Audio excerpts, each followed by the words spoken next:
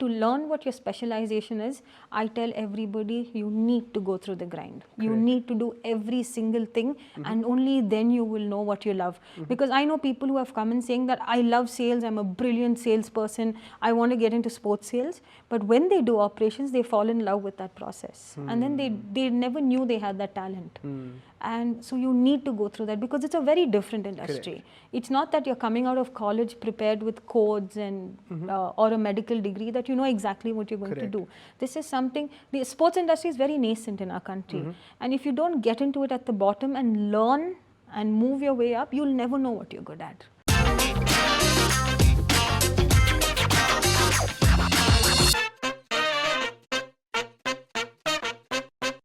Ladies and gentlemen, welcome to yet another fantastic episode of the Lalit Dhanush Show. Today I have with me someone very special. Her name is Deepika Das Pereira. She is the founder of a sports management firm which manages female athletes all across India.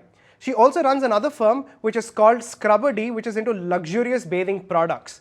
A mom, and I also consider her my mentor. In this episode, you will see what it takes to pursue your career in the sports industry. You will also understand what it is to be a woman entrepreneur and all the pros and cons to it. So watch the entire episode.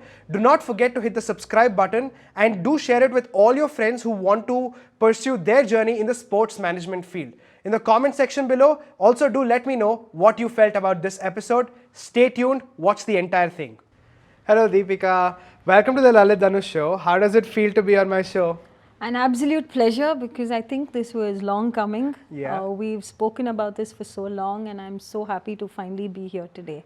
Thank you so much, and I must say to everybody who's watching, and to build some context, me and Deepika have been Toastmasters. We were in the same club, and one of the things that I remember was your first speech that you came on stage. I'm like, hey, you're supposed to be a fresher, and you were absolutely killing it on stage. The kind of confidence you carried yourself with, the way you spoke, it was unprecedented to see somebody that new in Toastmasters do so well. And since then, I've seen how you've grown from one place to another, and I think in many ways I do look up to you in a way where you know what you're doing. You're super confident, and you're just I feel you're always happy, and you know what you're doing. You know that's for me is the summary of Deepika. Thank you.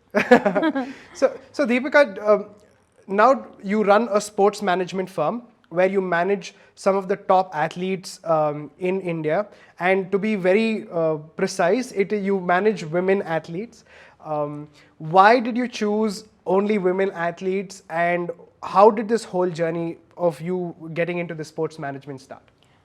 So I've been a sports person. Growing up, sports has been in my DNA. I learned how to swim at the age of 3.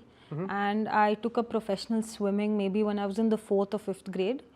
I come from a family of sports people. So my mom represented Karnataka in athletics and basketball.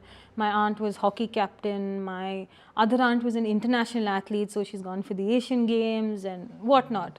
So I come from a background where sports has always been ingrained in us, and I think it just happened that I got into sport. And so over the years, I mean, I did swimming, diving, moved on to taekwondo, came back to diving. And when I finished my education, when I finished everything, I had this vision that I've got so much from sports. For me, sports was not just something that I did. It was something that made me who I am. I learned so much from being a sports person. I think my focus when it came to education, when it came to whatever I did outside, all came back to what I learned being a sports person, and that helped me be who I was. And so I had this whole vision that I wanted to give back to sport what sport gave me, and took a little time to get into the industry, but I did. And now it's been about 7-8 years that I've been in this space, and I absolutely love it. This agency that you spoke about came about, actually it's a small new baby. It started in August 2021. And the idea of this stemmed again going back to the fact that being a sports person, I know what difficulties I faced. I know how difficult it was, one, being an Indian athlete who is not a cricketer. Secondly, being a woman in sports. there was so many restrictions. Like even from our tracksuits, the men and women would be given same tracksuits. The T-shirts that we were given were the same. So a small for a man and a small for a woman were the exact same thing. I would have T-shirts that came down till my knees, and my mom would cut it and stitch it so that it fitted me. And small things like this, but all of this affects a person's performance in such a manner. And when I got this opportunity to be a part of this agency, I mean, I knew we had to do something for the Indian sportswomen. It had to be something that not just helped them get a monetary benefit of it, but it had to be something that helped them develop their sport, help them reach their potential. Because all of them have phenomenal potential, but it's not being tapped into as much as it should be. And if I can do my small bit in helping that happen, so that's how this whole agency came about. I think that's such a great idea, because I remember in one of my entrepreneurship classes about 4 years ago, my teacher saying, if you can solve a problem and work towards bringing a better solution, that itself can become a business. And I can see that you were able to solve a problem that you faced, and you want to make an impact to all these women out there. Speaking of women, I want to know what kind of talents do you work with, and I'm sure the audience would also love to know. Can you name a couple of people that you work with? So we've, like I said, we're still very new. So in the past 2-3 months, we've signed on some great people. So one is Veda Krishnamurthy. She's a cricketer, and she plays for India, one of the most well-known names in the Indian cricket space. The other one we've signed on is Nitya Shri Anand. Now Nitya is a track and field athlete. She is currently one of the best 400-meter runners in the country. A great person, and her target is the Asian Games. So we are backing her to see how she can get there. So these are a couple of the names we manage. We're in the process of signing up some other phenomenal women athletes, some Olympians in fact. More on that a little later, but yeah, we've got a good roster lined up. Yeah.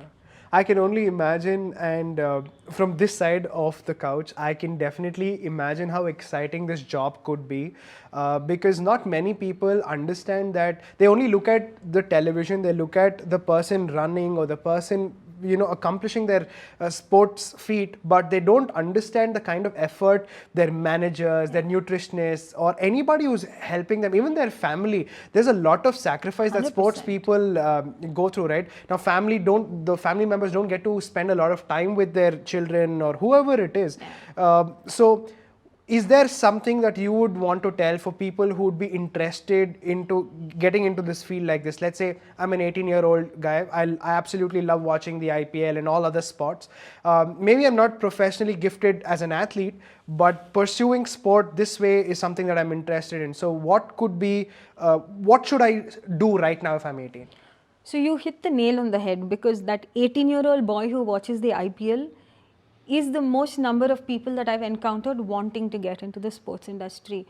So the first thing I tell all of them is that whatever you see on screen, the IPL, all the glitz, all the glamour is phenomenal, but that's not what the sports industry is only about.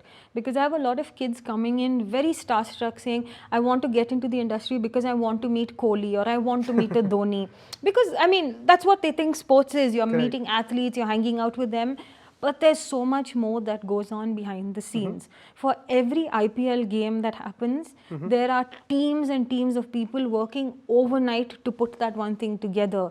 You have a sales team doing sponsorship, you have an operations team working on the ground till late night, sleeping for 1 hour, getting back on the ground. I've done that. When I got into the sports industry, there were days where I'd be on the cricket ground till 4 in the morning.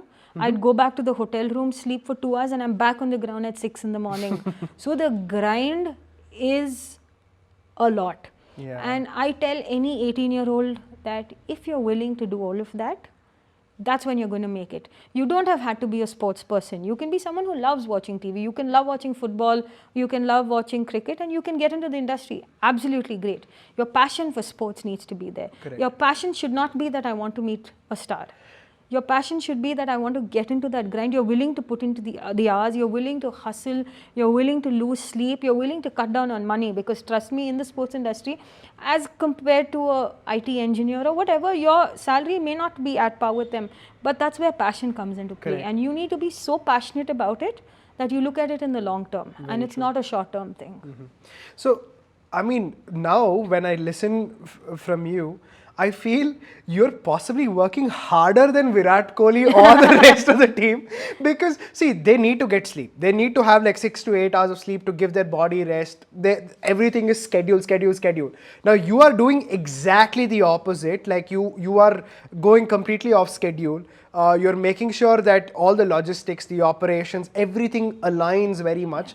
Now, would you say it's a harder or a tougher job than an athlete's job? No, I've been on both sides of it, so I will never say that. Okay. But it's a lot of hard work. Okay. And it's not a simple 9 to 5 desk job. It's not something that, I mean, you don't go back home and switch off a laptop and say, okay, I don't have anything more to do. Because you're constantly thinking, okay, has this branding been done on the ground? Is this sponsor's logo going to be seen? Because if it's not, you're going to have 10 people calling you and shouting at you saying, I paid so much money, why is my logo not visible? There are so many things to it. And as you grow through the industry, you start finding your niche, you start specializing in ops, you start specializing in sales. But to learn what your specialization is, I tell everybody, you need to go through the grind. You need to do every single thing, and only then you will know what you love. Because I know people who have come in saying that I love sales, I'm a brilliant salesperson, I want to get into sports sales. But when they do operations, they fall in love with that process. And then they never knew they had that talent. And so you need to go through that, because it's a very different industry. It's not that you're coming out of college prepared with codes and or a medical degree that you know exactly what you're going to do. This is something, the sports industry is very nascent in our country. And if you don't get into it at the bottom and learn and move your way up, you'll never know what you're good at.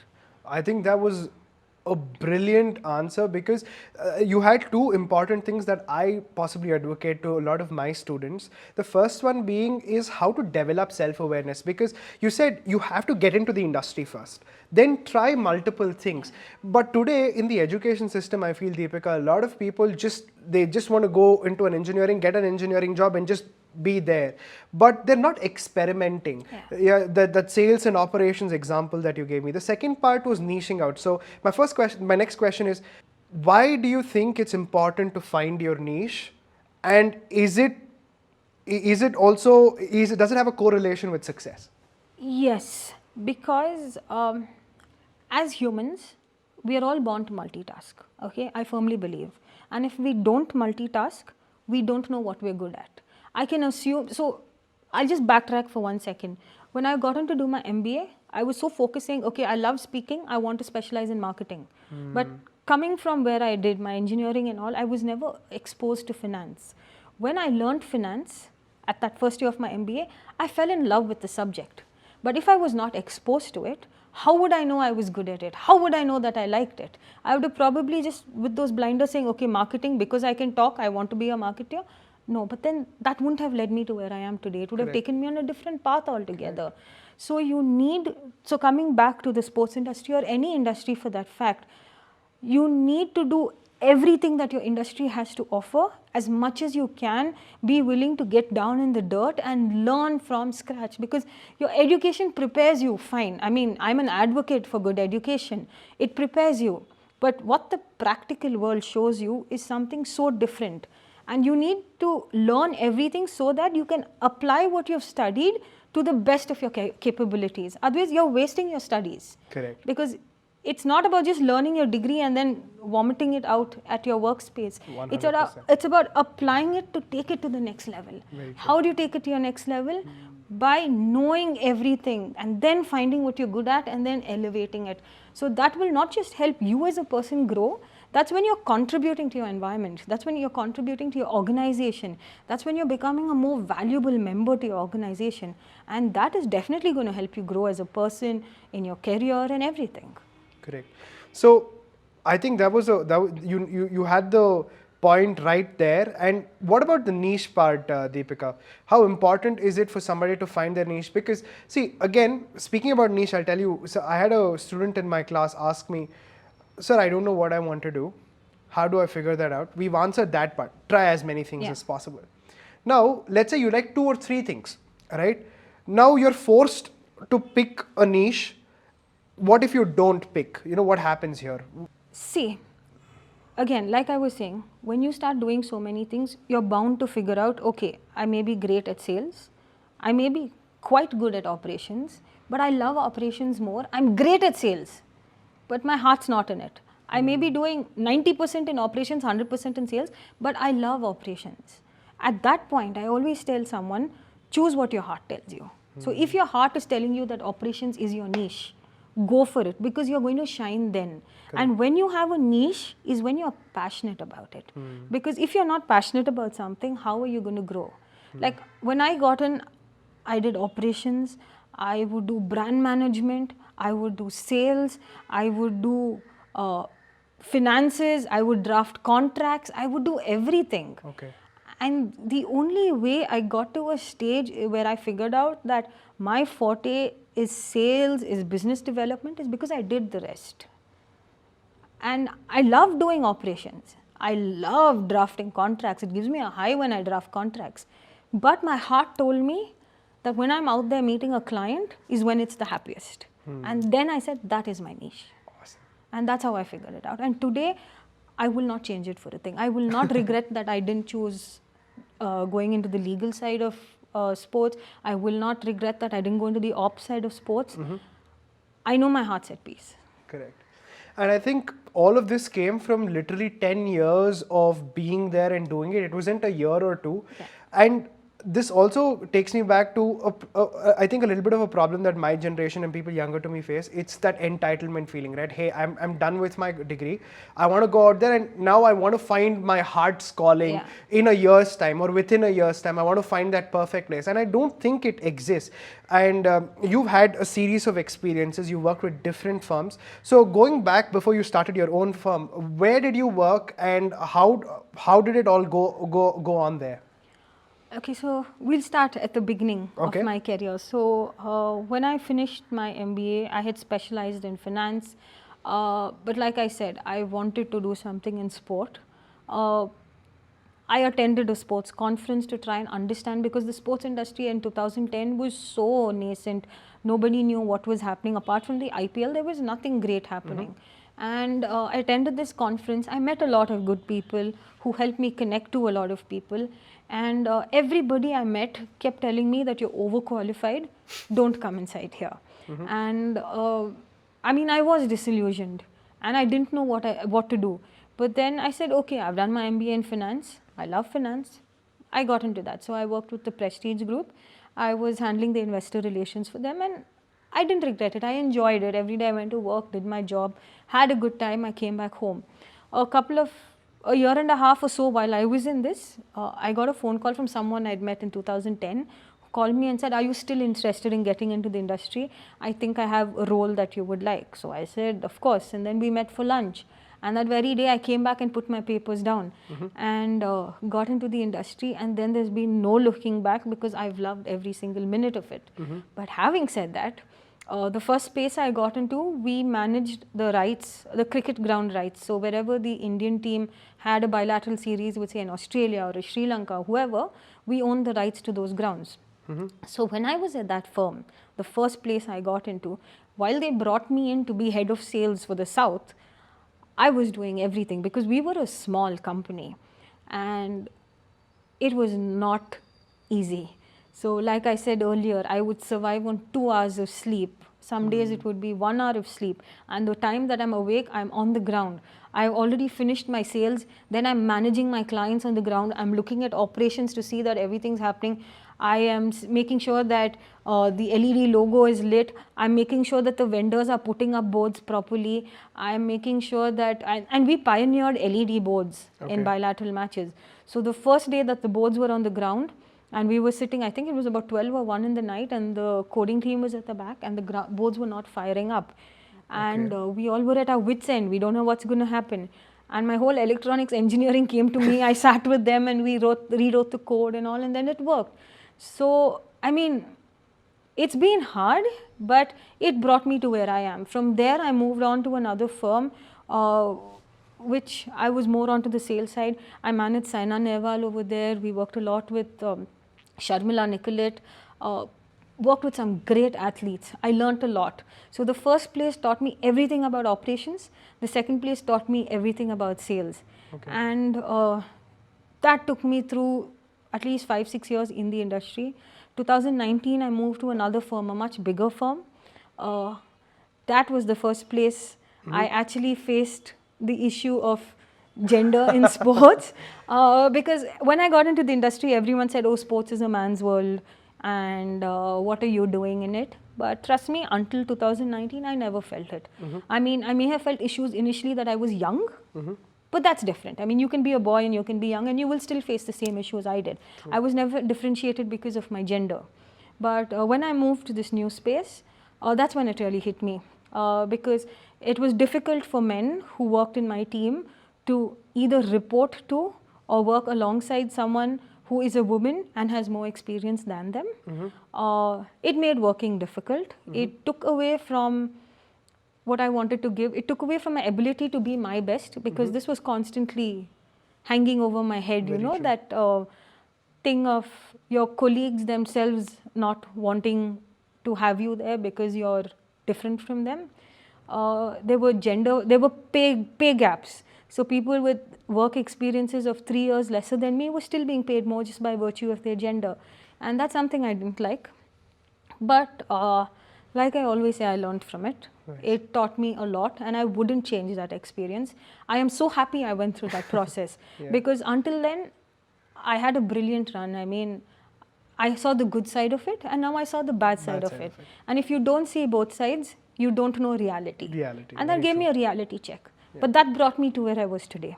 If I wasn't there with them, I wouldn't be where I am today. So I learned a lot. Super. And I think this journey of mine has been something that's, there's not been a day that I've woken up and said, why did I make this choice? Every day I wake up excited to do what I'm going to do. And now I've reached a stage where I'm doing something that I feel I was made to do from when I got into this industry. I've reached a stage where I feel I can make a difference. I'm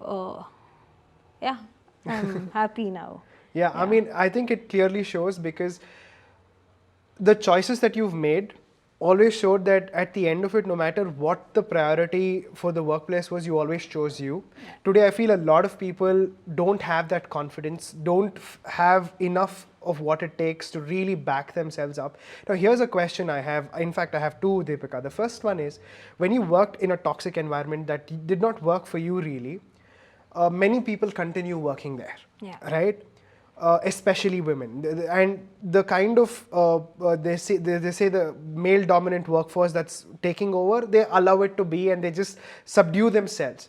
What can you give me an advice or two, and for the people who are watching, especially for the girls and women out there, what should they do in a situation like this, like the one that you faced? So one thing what this situation made me realize is that a lot of people say, as long as you enjoy your job, if the workplace isn't that great, you can deal with it. Or people say, if you enjoy your workplace and your job is not that great, you can still deal with it. But I've reached a stage where I realized that you can have both, okay? And the only way you can have both is when you decide that you are the most important person. Because when I was there, I knew I had earned my spot. It was not given to me because I was someone's daughter. It was not given to me because I came from an Ivy League school. It was not given to me for any reason except for my credibility that I have created over the years. And when I have put in the effort, I have slogged to get where I am, why should I let anyone take it away from me? I mean, who are those guys at the end of the day? They're just another person working there. They've got their own journeys, so be it. But I know what my journey is. I know what I've gone through, and I know my worth. So all that I can say to everybody, whether you're male or female, I've seen even boys face this issue. It's not just women. It can be anybody. At every point, you need to realize that where you are is because you have earned the right to be there. And if you haven't earned the right, you won't be there. So you can be a fresher, but you are earning your right to be there. You are there because of something that you've done. And don't let anyone take that away from you. Correct. So when I was working there would be times that I've doubted myself. That would translate to my mind space personally also. I mean, I wouldn't give myself the amount of love and affection that I needed to. I wouldn't let myself pursue my other interests in that while. And when I realized that this is affecting everything in my life, I said, enough. I mean, and that's what we need to realize. If you're going back unhappy every day, that's when you need to say that I need to move on from here. And I don't think that we need to live with the same thoughts that our forefathers had, where they said you have to work in the same company for 20 years, 40 years, whatever. Yeah. Now, I'm not propagating changing your job all the time, but what I propagate is when you know you have to move on, you know you have to move on. And don't let anyone tell you otherwise, because you know what's best for yourself. Correct.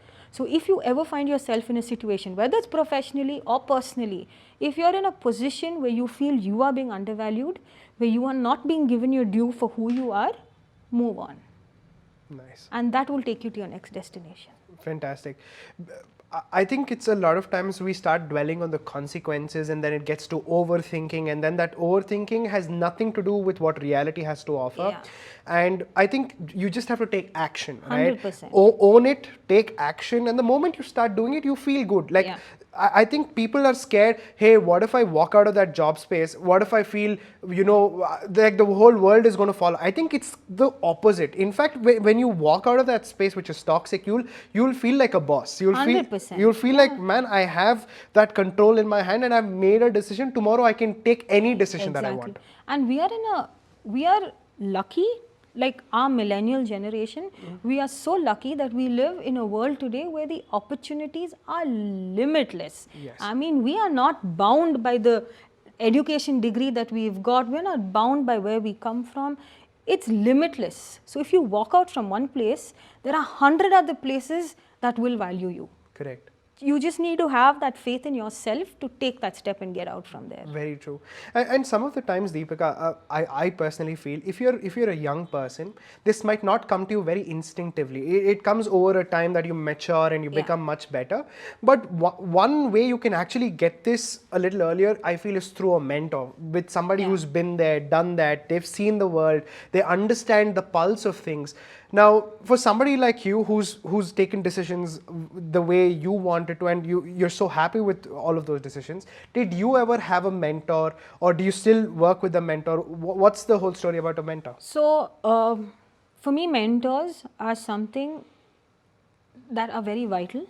You can have mentors at different points in life. You don't have to have the same mentor throughout your life, because you're growing, your priorities change, and your mentor may be suited for that.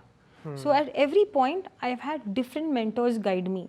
So when I was doing my engineering project at an IT company, I had a lovely man who was the CEO over there, and I looked up to him, and he sort of became a mentor figure for me, and he guided me through so many things. In fact, till I got into the sports industry also, I would still phone him, speak with him, and he would tell me, okay, I don't think you should do this, they're not paying you enough, or go for this, do that, do this.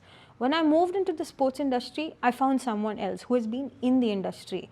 Now, that other man who guided me so far could only take me so far, because he's not from the industry that I'm in. In this industry, I found a different mentor whom I looked up to, who guided me through the process.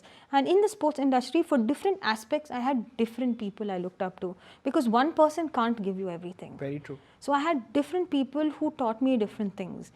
There was someone whom I learned so much about sales from. There was someone I looked up to about operations and looking at the most minute details. There was someone else I looked up to about running a firm. So there were so many different people. And I feel you always need to have that guiding force. And as cliched as it may sound, my mom has been my biggest mentor, because I've been very fortunate. When I wanted to make the shift into the sports industry, everyone else was like, how can you get into this? Nobody knows, blah, blah, blah. But she was like, if you think this is what you need to do, I've got your back. Awesome. And when I wanted to put down my papers, if you want to do this, I've got your back. She's like, don't worry. If you don't have salary for a couple of months, I'm there. Figure it out. Yeah. And so I've had her throughout to guide me. And then I've had my husband. So both of them are from two different generations, from two different thought processes, from two different work cultures. So these have been two constant guiding forces for me. So when it's something more modern in the workspace, I always speak to my husband and sound him off, and I get his advice. When it's about career changes, when it's about how to deal with situations like I spoke about earlier, I've had my mom to speak to. And as much as I've had outside mentors, I think having somebody in your inner circle as a constant guide, whether you call them a mentor or a guide or whatever, you need to have someone as your sounding board who can always be there to help you keep your sanity. Correct.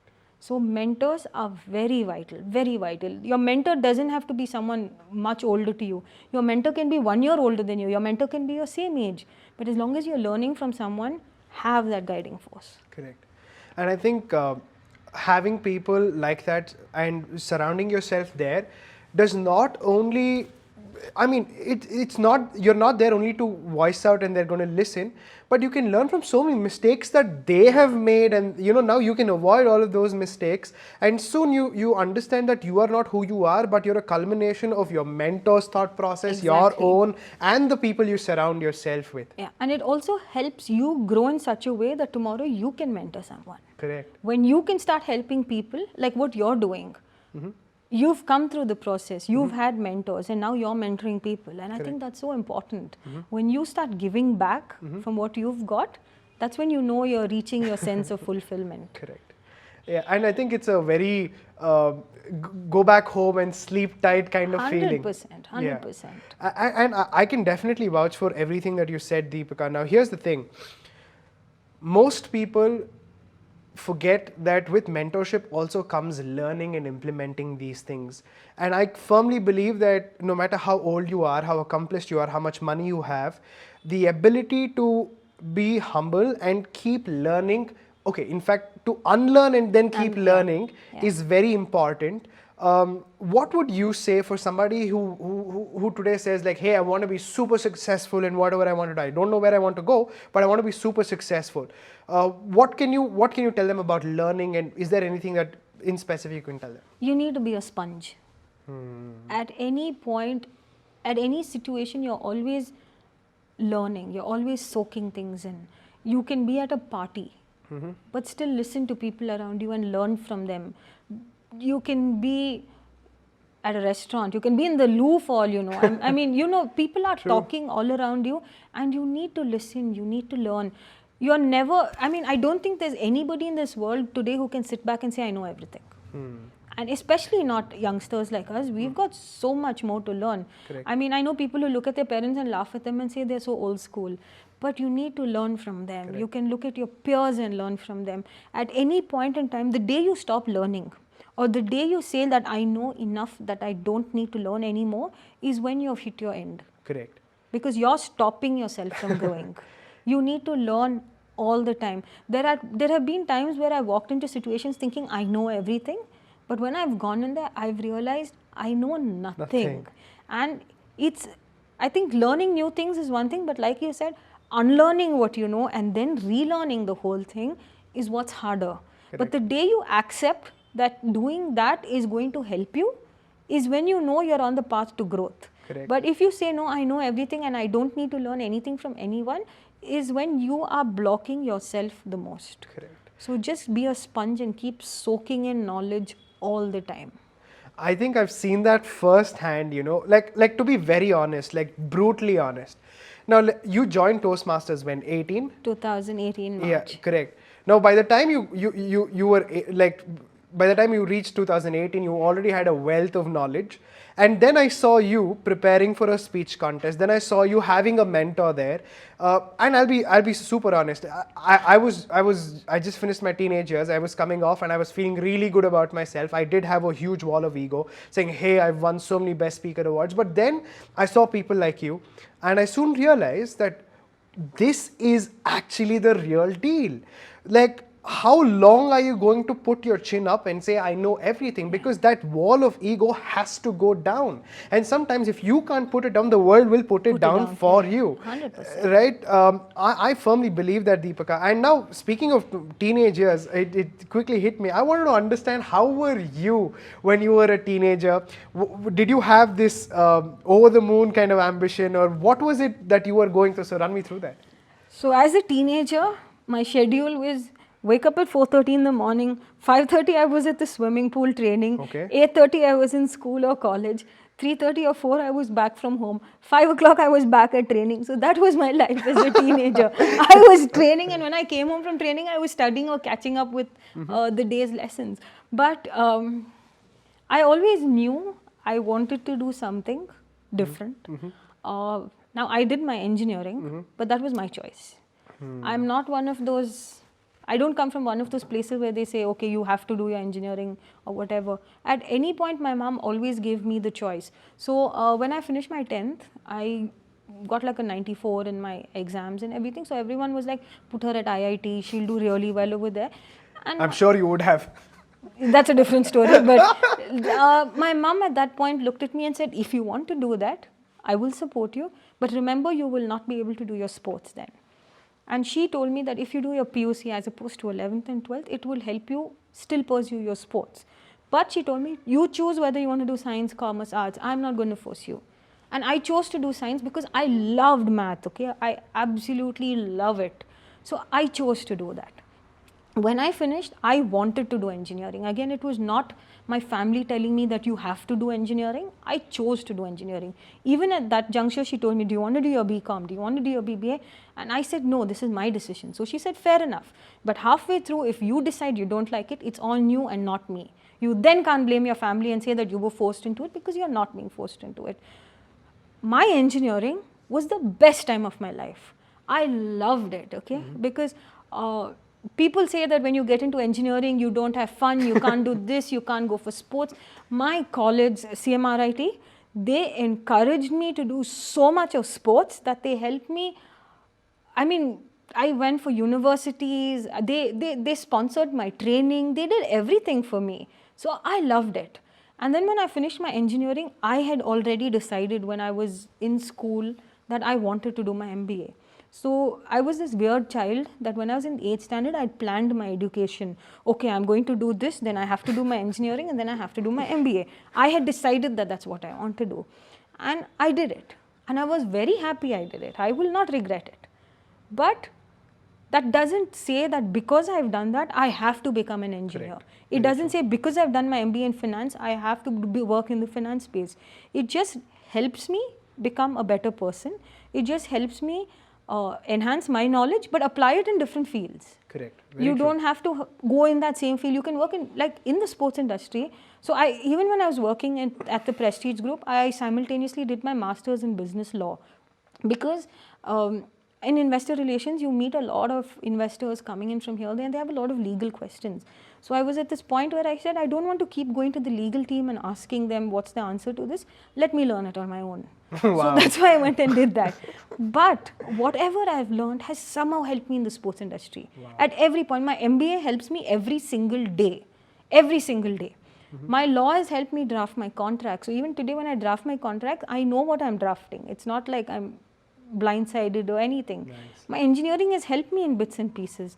So I was this teenager, like you asked me, who was very focused on what I wanted, because I had already chartered this plan for myself. Correct. But I also had my sports. So I was so engrossed with my sports, my education, my this, that. I was not someone who ever went out for parties. In fact, my mom dragged me for a party in 2004 and I hated every minute of it. So she said, please go back. I will never take you out for a party again. But so I was a little different. I had a lot of friends. And I made a lot of friends through my sports. And I was very happy with what I was. Nice. So I was a very different teenager. I mean, I had a full schedule. My days off were Wednesdays because the swimming pool was closed on those days. Nice. But I just loved it.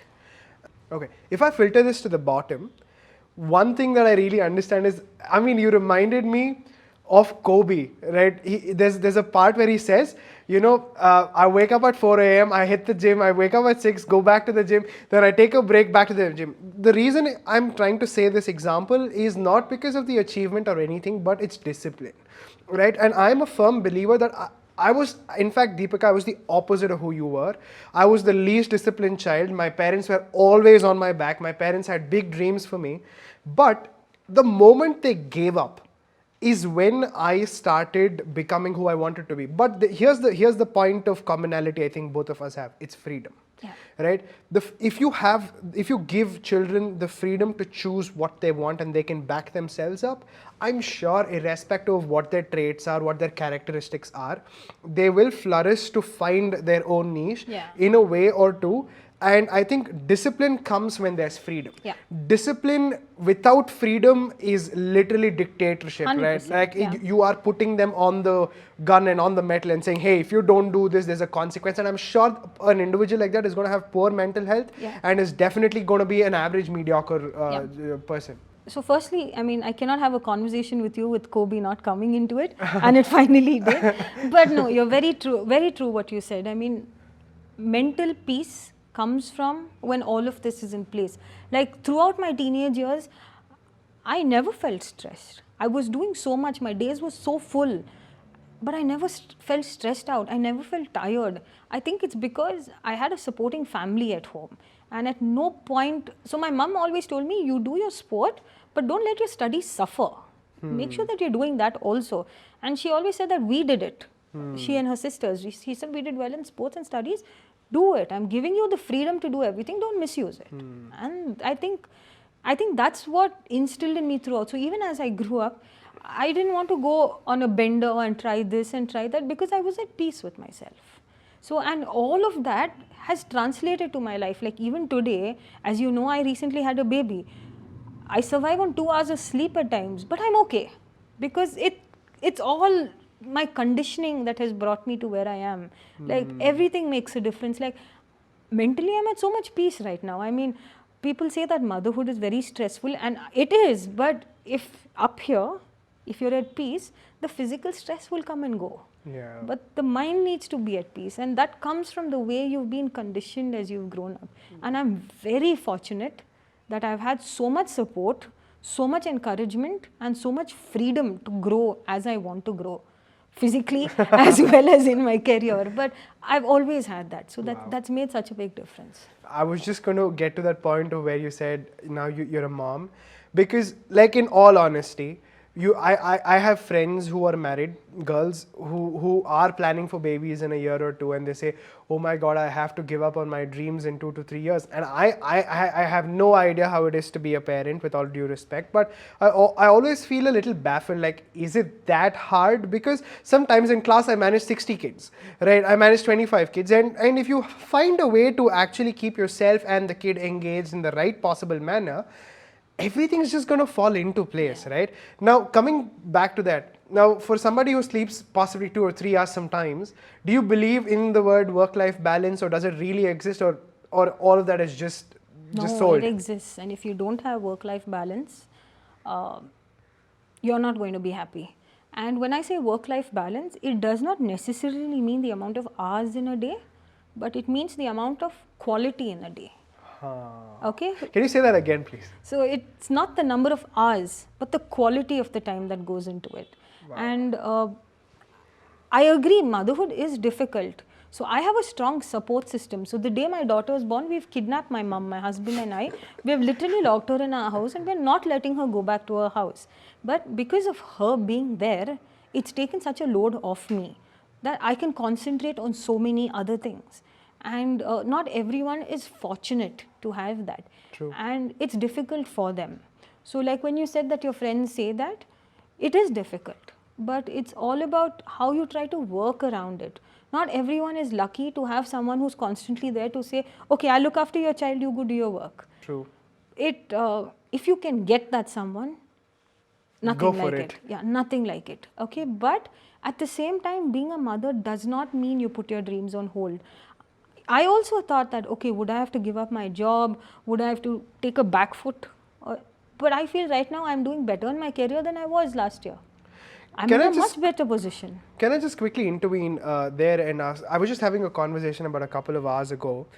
I was talking to 2 girls who were a part of our Toastmasters club, and I asked them, jokingly asked them, when are you going to get married? And they said with a very serious face on, they said, you know, I want to accomplish everything that I possibly can and then get married. So here comes the question. You can still do that after marriage. Yeah. Of course, conditions apply there. But how do you manage all of these things, or is it the right frame of mind that these girls are running with? What's your say on it? I think if you have that preconceived notion that, okay, if I get married, everything is going to stop, and if I have a baby, even that little bit is going to stop, I think that's wrong.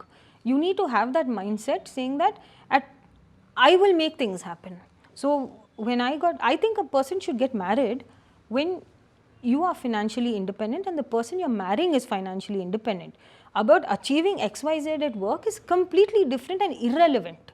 What you want to achieve professionally is an ongoing process. At 25, you can't finish everything you want to achieve, right? True, very true. You achieve things over a period of time. In fact, after I got married, I was traveling every month, 2-3 times in a month. My husband was also traveling, but we found that balance and it worked for both of us.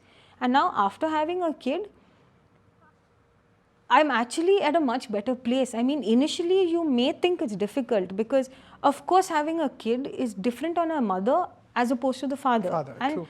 There's only so much a father can do. How much ever they want to do, there is a physical limit that they can't do it. Correct. But I think if you look at it that way, saying that, okay, this is only for 3 months, 5 months, 6 months. But after that, I need to start looking out for myself also. You need to start prioritizing yourself. Now, I love my kid, okay? I mean, she's the center of my universe and I will do anything for her. But that independence that my mom gave me when growing up, she has already taught me how to instill it in my daughter, even though she's this small. So I can leave her playing in her playpen and I can sit in the same room and work.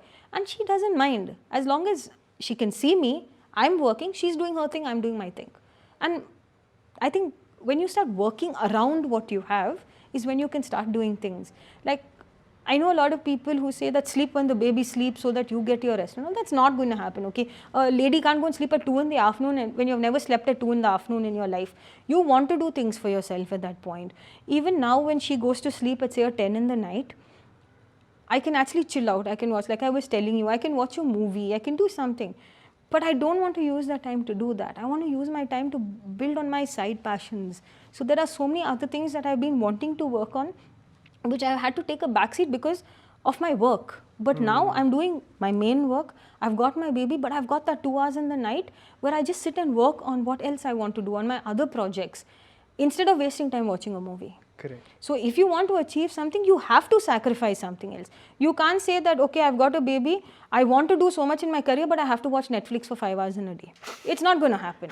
Some sacrifice has to happen. And when you start sacrificing, then you start balancing. And when you balance things, you can do everything that you want to. Like I said earlier, as humans, we are born to multitask. And if we don't multitask, we are underutilizing our own potential. And you need to make it happen for yourself. True. I mean, I think golden words and golden nuggets. I really hope the people watching this episode can take a trick or two and actually, implement this in their life and actually see the change come their way, because it need not work in the exact way that you said it, but putting it there, experimenting, seeing what works for you is the trick. Yeah. I believe. Now, you spoke about passions, your other passions, and I also remember you telling me over a conversation that you started your own brand. It's called Scrubber-D. And can you tell us a little more about that and why you started that amongst all of these things you have? So Scrubber-D came out in 2018. So I would get this severe sun rash on my hands and I would go to so many dermatologists and they would give me creams that would suppress it for some time. And again, it would flare up and I was getting fed up. I mean, I said there has to be something other than that. And I started researching, started looking online at different solutions. And I came across this whole world of essential oils and natural products. I started playing around with them and I made this body scrub. And I started using it and my thing disappeared, the entire sunburn. And it never came back. Okay, and I said, oh wow, so it's working. And I made a couple of other products. I gave it to family and friends and people liked it a lot. So I said, okay, why not I start selling it? And I did, and it worked really well initially. I had people, I had this friend's mom who had pigmentation on her face and she said, I've used your product and it's cleared, which no dermatologist has done before. And she kept buying my products. But then that whole works, 2019 onwards, I was in such a clouded space in my work that I didn't have time to devote to this, and that just sat in the back burner. At the back of my mind, I always wanted to do it. and I couldn't. But now I've said, okay, I'm going to do it no matter what. So this whole thing is luxury handmade bath and body products, and so I devote 2 to 3 hours every day. I've even incorporated a proprietorship, and I'm relaunching the whole thing in February. And so that whole work-life balance, for me, this is not work, this is life. So I'm giving that quality hours to it, and I'm so happy that I've got my work on one side, I've got my family on one side, but I've got my side hustles on the other side that is helping me do what I want to do. So I don't have to compromise anyway. I've got all of it together. It's just about making that time, and it'll all work out. Awesome. I mean, your journey is so incredible, so motivating, because sometimes I, being a fresh entrepreneur, started my journey about 3 years ago. I've told you, I've hit, that burnout situation multiple times, and sometimes I question myself, and I think these are moments that make you dig down deeper to your inner voice and who you are on the inner self. So, man, Deepika, I have to say, this was super amazing, super inspiring. Personally, I have taken away so many things from this episode. It's incredible. A couple of questions before I let you go. One is that now, sports management is a very fascinating word. People would definitely want to pursue a career in it. And I believe the starting point of that would be people to get into a course that supports that. So would you suggest that be the way, or I mean, what's the whole plan around that, and where do you think is the best possible sports management course you could find? So my answer is twofold for that. I have a lot of kids who come and say, I want to go to the UK and do my sports management. I want to go to Australia. Those places have brilliant sports management courses. But what I tell all of them is that if you want to come back and work in the sports industry in India, don't do those courses. If you want to continue working in the UK or in Australia, brilliant, it will work for you. Because obviously what they teach you there is tailor-made to suit that market, what I believe. I always tell them, instead of spending your money doing a sports management course abroad, get down into the dirt here, join a company, start from scratch. Those 2 years what you will spend there, spend it here, spend it learning. But if you're so keen on doing a sports management course, do one in India. There are a couple of colleges in Bombay that have started these courses. Jain College has started a sports management course. Do it if you want to. If you want to have a studied management degree saying that you've been certified to work in this industry, do it from India. But if you're so keen on going abroad, then go abroad and do a general management course. Because your sports management course abroad is not going to help you in our country. That is my belief. I think that for anyone wanting to get into the industry, the best thing is get into a company and start learning from scratch. The second best thing is do a sports management course from your own country. Awesome. Simple. Awesome. I think that was fantastic. Last question before I let you go, Deepika.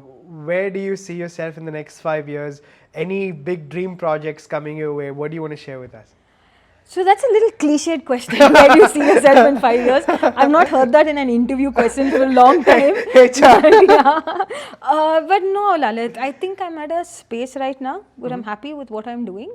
And I think if in the next 5 years, whatever I'm doing today is elevated, and like with my sports agency, if today we're managing 3 people, if 5 years down the line, those 3 people have managed to achieve whatever their dreams are in sports, I think that's what I want in 5 years' time.